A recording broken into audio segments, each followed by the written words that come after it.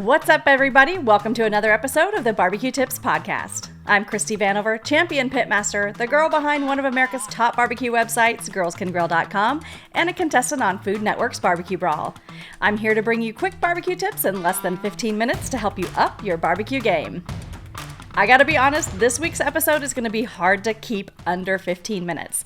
I just went to the Kitchen and Bath Industry Show in Las Vegas where I saw some really cool new things in grilling.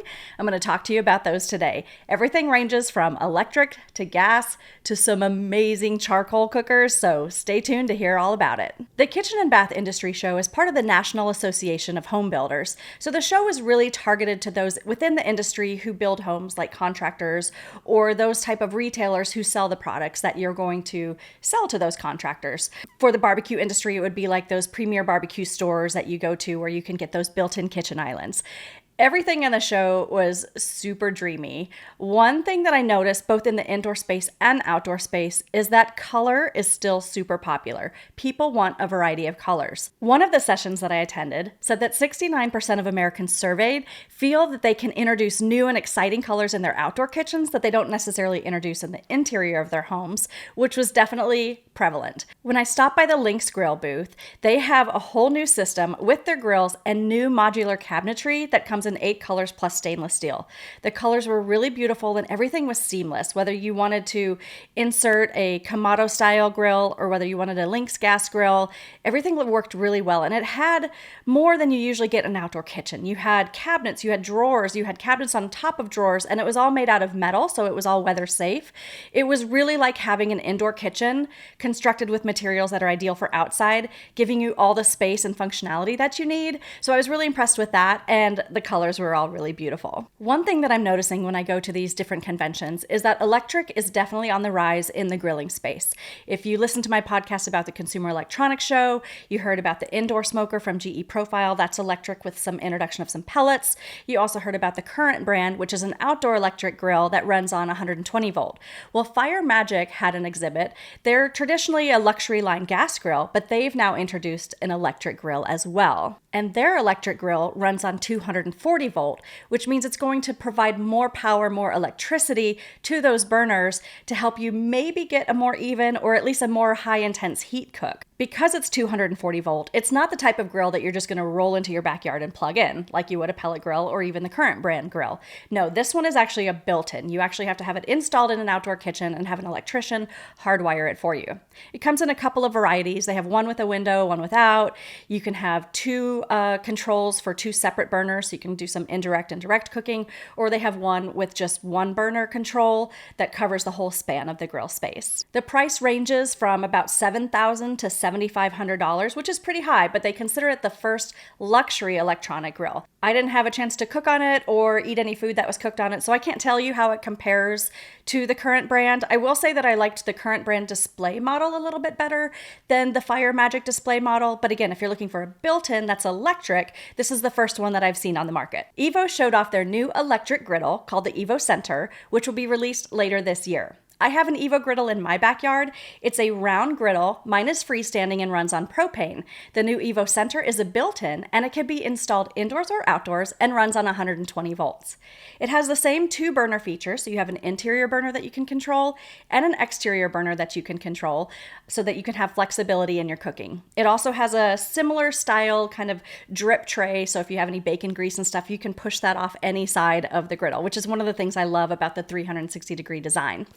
This one is 23 inches in diameter, and they have a new cooktop surface, which is the ceramic style surface for super easy cleaning, so you don't have to season it like cast iron. The price for the new Evo Center is going to be around $4,000. Another cooker that I was introduced to at the Kitchen and Bath Show was the Brava. So this has been around for several years, but I've just never seen it. It's not a grill, it's not in the grilling space, but it supposedly cooks steaks amazingly with an incredible sear similar to what you would get with cast iron.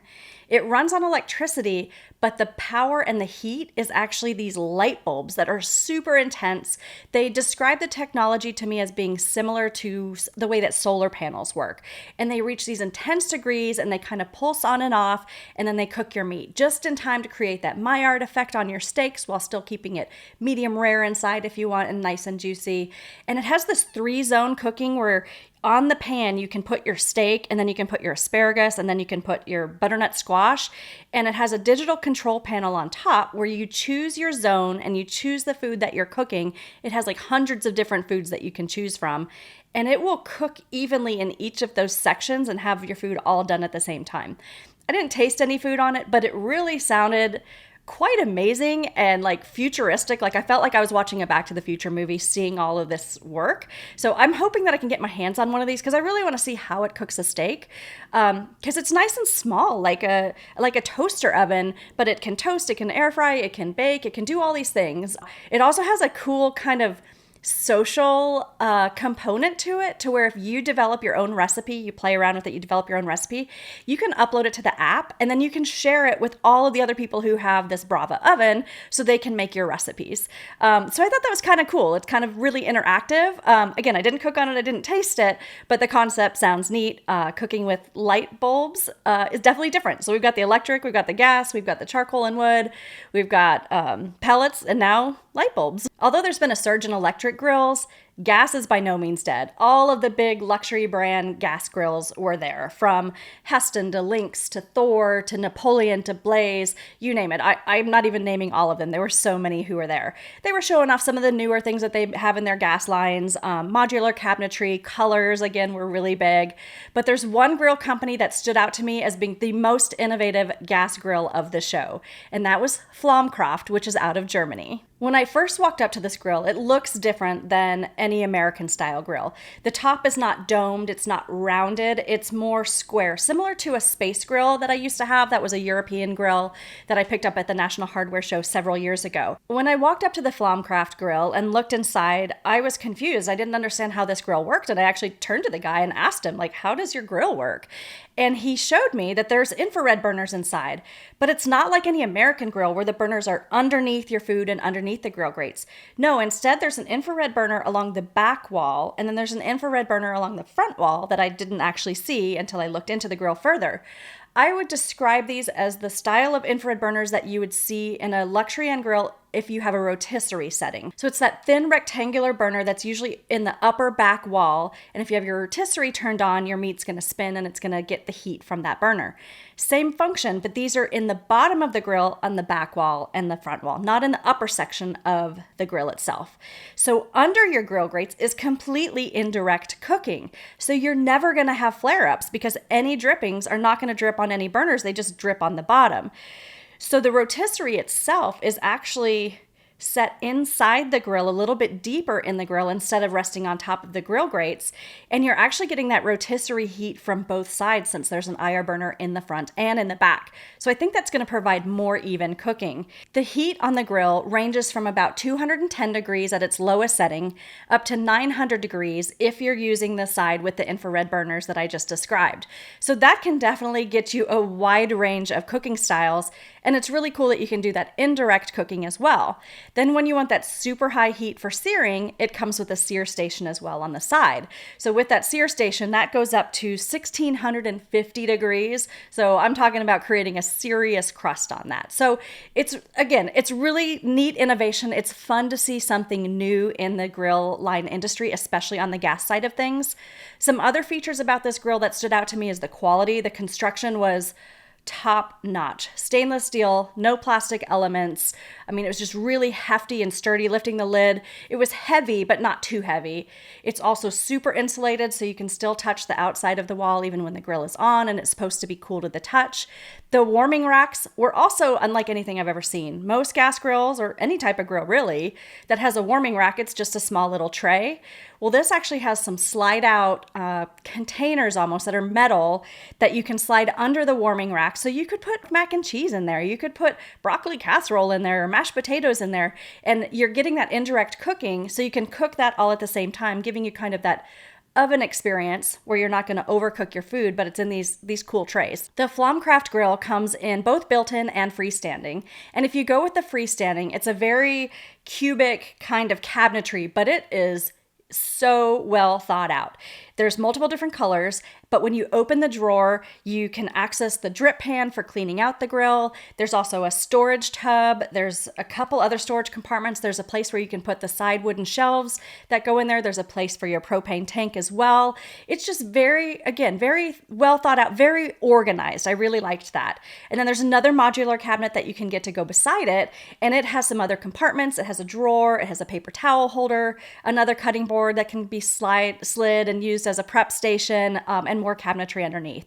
The price range is going to be $8,000 to $12,000, depending on whether or not you want the built-in or whether you want the one on the freestanding cabinet. Speaking of gas, there were two companies at the show who exhibited some safety features for gas grills.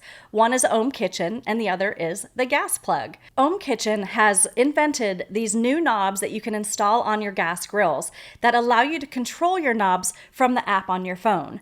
The woman who invented this product actually started the company because her mom left the stove on and it started a fire in the kitchen. So the device was originally created for stoves, but she's now expanded it to the grilling industry. To add the Ohm knobs to your gas grill, you simply remove the knobs of your grill and add their knobs, and there's just a little bit of installation that takes place. Then you connect those to the app using your Wi-Fi, and then you can control the knobs from your phone. So if you want to increase the heat, reduce the heat, or most importantly, turn your gas grill off. So if you realize that you're out and you think, oh my gosh, I don't know if I turned my grill off, you can open the app, you can see if the knob is turned on, and from the app on your phone, you can turn your gas grill off. So it's a great safety feature. There's also an auto shut off, so in case you forgot to remember that you forgot to turn your grill off, it can automatically turn that off for you as well, and you can set a timer to adjust for how long you want the grill to stay on before that auto shut off occurs. The other safety feature related to gas grills that I saw was the gas plug. So this actually connects to the gas stub on your house if you have a natural gas connection. And the way it works is that it has a special dial that if you ever want to disconnect your gas grill, before you can disconnect it, you actually have to physically turn the gas line off. It also has a thermovalve, which will automatically shut off your gas line without you doing anything if the temperature reaches 300 degrees in the event that there was some type of accident. So that way it stops the gas from flowing for safety. And lastly, they also have an emergency stop feature, which you can set a timer and then it'll turn your grill off after an hour or 2 hours or however long you want. It's not app enabled. It's completely manual with just a little like kitchen timer looking device. But again, a nice little safety feature for those who may or may not remember to turn their gas off. All right, moving on. Even though when we think of charcoal grilling, that's the most primitive style of grilling, I will say that the charcoal grills at the Kitchen and Bath Show were the most impressive grills that I saw on the floor. Let's start with the Josper charcoal oven. So Josper ovens have been around for decades, but now they've teamed up with Middleby Residential to create the Josper Casa line. So usually you would see a Josper charcoal oven in a commercial kitchen at a restaurant, but now you can actually install this in your outdoor kitchen in your own backyard. The way the Josper charcoal oven works is that you open the door just like you would for an oven, but on the bottom is where you put your fuel, whether it's charcoal or wood. You light that, let it burn, spread it out evenly, then close the door. In the bottom, there's an air intake that you pull in and out, and then at the top is your exhaust with a dial where you can control your heat. So basically, you can control that heat temperature with both of those devices similar to any other type of charcoal grill. It's all air-based, and it has natural convection. Then it's got multiple racks inside, so not only can you cook foods directly over that heat like your steaks or your burgers, but you can also bake things in it like an oven, and it's going to taste amazing compared to your indoor oven because everything's cooked with charcoal or wood, so you're getting that really amazing essence of that wood flavor right into your food. Again, this is something that's been used at high-end restaurants for years, and now it's something that's been introduced for your backyard. The Josper Casa comes in 5 different models with a variety of colors. The models that I looked at the show range in price from $22,000 to $43,000. So they are pretty pricey, but they're quite dreamy. So if that's within your budget, congratulations. I think that it would be a really cool addition to your backyard. All right, I am saving the best for last. If you follow me on Instagram or Facebook, you saw my post about this. The sexiest grill at the Kitchen and Bath Show by far was the Grillworks that was installed with the Heston commercial cabinetry. in orange, my favorite color. This is the first time that a Grillworks has been installed in a professional suite. For those of you who don't know what a Grillworks is, it's an Argentine style grill. I actually have one in my backyard and I love it. The way that this grill works is that it has 2 grates that can be adjusted by spinning a dial. You either burn wood or charcoal under the grates, and then you can adjust those levels to control the heat and control the temperatures. There's also a brasero in the back, which is basically a fire cage where you can add your wood and burn that, and then as the charcoal comes out, you can rake that forward and control your heat that way. It's a really, really fun grill to cook on, and to see it on the Heston cabinetry was stunning. I also have an Aspire by Heston grill and outdoor kitchen in my backyard, so I'm a fan of both of these companies. So seeing them actually merge together at the show was, again, just stunning. Like the sexiest grill that I have seen ever. And it is designed for a commercial kitchen. It's actually designed for indoor use. So some of the restaurants here in Vegas have Grillworks grills, and then they have amazing ventilation systems so that they can use them indoors. But I don't see any reason why you couldn't also put this in your backyard. And it's a brand new marriage and partnership with Heston and Grillworks. So they're looking to basically get a feel from people at the show to see if they're interested in this, to see if there's other expansive ways that they can build their cabinetry and their grills together. So it'll be exciting to see where this partnership goes. All right, that's a wrap from Las Vegas and the Kitchen and Bath Industry Show. Like I said, it was so fun. I wish I just had endless amounts of money to buy all of the things at the show because it was just tremendous. I'm loving to see where the grilling industry is going. I've got another show coming up in the future, the National Hardware Show, but next week I'm actually judging a barbecue competition. I'm going to talk to you a little bit about the judging process compared to the cooking process in next week's podcast. Until next time, you can always go to my website, girlscangrill.com, to get a full rundown of my other product reviews, lots of recipes, lots of tips, and be sure to follow me on social media at Girls Can Grill, where you can see some of the highlights from the show. Also, if you're listening to this on audio, be sure to check out my podcast on YouTube and on Embers TV, because I'm showing off some of the visuals of the grills that I saw at the Kitchen and Bath Show. Until next time, guys, happy grilling.